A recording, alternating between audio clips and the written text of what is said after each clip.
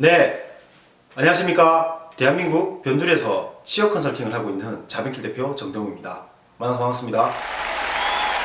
네, 오늘은요, 여러분들 지금까지 유튜브를 구독해 주시면서 아래에 댓글들을 굉장히 많이 달아들었잖아요. 그 댓글을 하나 뽑아서 풀이를 좀 해드리도록 하겠습니다. 2주 전에 최현수님께서 이런 내용을 올려놨어요. 면접을 봤는데 널 뽑아야 하는 이유를 면접관을 설득해봐라, 이런 질문을 받으셨대요. 그래서 굉장히 당황스럽고 뭔가 누구보다 잘할 수 있고 관련된 경험 위주로 얘기를 했는데 결과가 좋지 않았답니다. 그래서 오늘 준비한 내용은 면접관이 널 뽑아야 되는 이유입니다. 제가 여러분들에게 이 영상 강의를 통해서 항상 전달하는 두 가지 메시지가 있지 않습니까? 물론 구독을 하셔서 오랫동안 보신 분들은 바로 머릿속에 떠오르실 텐데요. 그 두 가지, 첫 번째는 이겁니다. 내 몸을 움직이고 머리를 쓰는 내용을 얘기를 해라.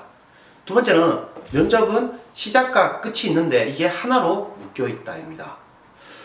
과연 이분이 당황은 했지만 직무와 관련돼서 잘할 수 있고 경험 위주로 말씀을 했다고 하지만 과연 그랬을까 저는 의문이 좀 드는데요.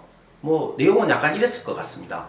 면접이 시작하고 면접관이 묻는 말에 대답을 했는데 면접관은 여러분들이 이 일을 잘할 수 있는지에 대한 정보를 습득하길 원하고 여러분들은 그 정보를 제공해주는 역할을 하는 겁니다. 그죠?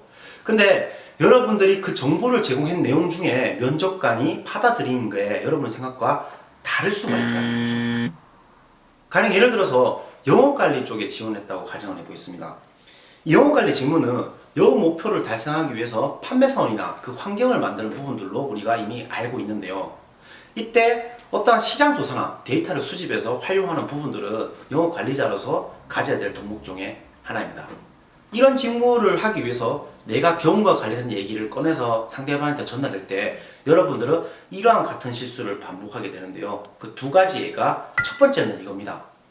앞에서 내가 이미 정보를 줬는데 면접관이 그 정보를 많이 습득을 못했다는 것을 누가 가장 잘할 것 같습니까? 그건 바로 저 스스로가 가장 잘한다는 거죠. 내 몸이 기억하고 내 머리가 기억하기 때문에 이런 발언에는 더 좋은 얘기를 하게 되는 겁니다. 저는 땡땡이나 아르바이트를 할 때 고객과 소통을 했는데요.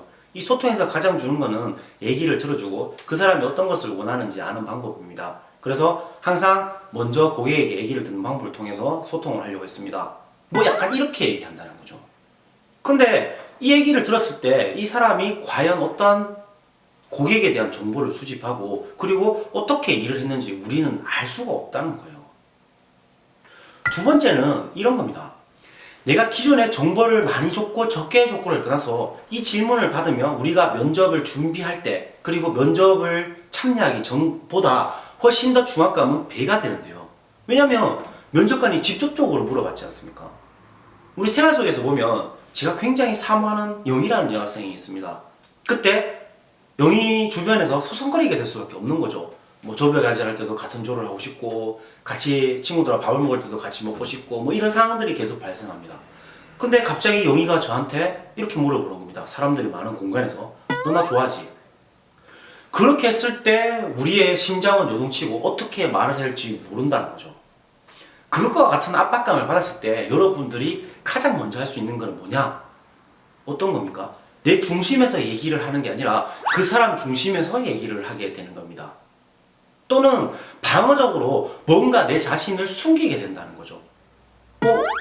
나 너 아닌데? 나 좋아하는 게 아니라 그냥 나 여기 밥 먹으러 왔는데? 나 그냥 조별과제 하는 건데? 약간 이런 분위기가 여러분들이 익숙하다는 거죠. 또는 저 사람을 위해서 뭔가를 얘기합니다. 너 예뻐서 좋지. 너 이런 성격을 가져서 좋잖아. 라고 얘기를 하는 거죠. 그게 아니라 내가 이렇기 때문에 네가 좋고 내가 이런 상황에 있어서 네가 좋다는 얘기를 우리는 잘 못하게 된다는 거죠. 이미 그런 것들이 생활 속에 익숙하기 때문에 두 번째 실수를 하게 되는 겁니다. 결론적으로 말씀드릴 부분은 이런 겁니다. 여러분들이 면접관을 왜 당신을 뽑아야 되냐 물었을 때 여러분들은 이미 이 회사에서 일하고 싶은 게 있습니다. 그러면 거기에 대해서 얘기를 하고 그게 적합한 근거를 대면 된다는 거죠. 예를 들어서 영업관리에서 당신을 왜 뽑아야 되냐고 물어봤을 때 저 같은 경우에는 이렇게 대답을 했던 적이 있습니다.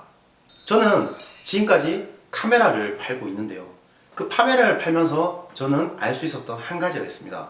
그것은 바로 고객이 어떠한 부분들을 원하고 어떠한 상품을 어떠한 용도에 쓰는 건지 알아내는 것이었습니다.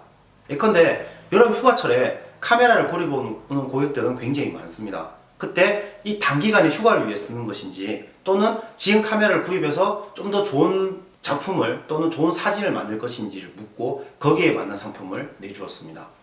무조건적으로 좋은 상품을 내주는 것이 아니라 그들의 정보를 습득하면서 그들의 요구사항들을 하나씩 충족시켜주려고 했더니 자연스럽게 판매해졌습니다. 뭐 대충 이렇게 얘기를 했다는 거죠. 그랬더니 면접관이 한번 웃으면서 합격을 시켜줬는데 이게 바로 여러분들을 뽑아야 되는 이유와 같은 것입니다. 내가 어떠한 상황 속에서 어떻게 행동을 하고 어떻게 머리를 썼고 또 그 과정에서 배운 것이 무엇인지를 얘기해야 되는데요. 저는 카메라 팔면서 배운 것은 용도에 맞게끔 그들에게 제공해 주기 위해서는 정보를 수집해야 된다는 것이었습니다. 그래서 저는 그러한 방법으로 했을 뿐이지 실제로 제가 카메라에 대해서 잘 아는 게 아닙니다라는 저의 어떤 태도나 가치관을 보여줬을 때 면접관은 저를 선택을 해줬다는 것이죠. 여기에 답이 있습니다.